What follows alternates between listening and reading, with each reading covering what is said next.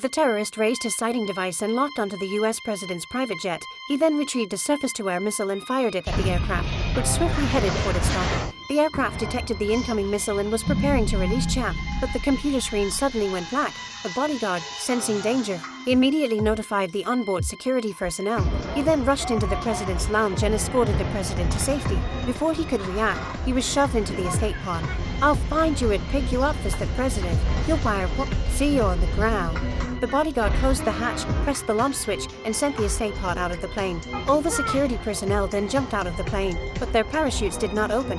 One security officer noticed something was wrong but was shot dead by the bodyguard. It turned out he was a collaborator with the terrorists. The bodyguard then jumped from the plane as well. At that moment, a ground-to-air missile swiftly flew past him, striking the plane and 3 escort fighter jets in the clouds. Ultimately, the escape pod made an emergency landing in a forest.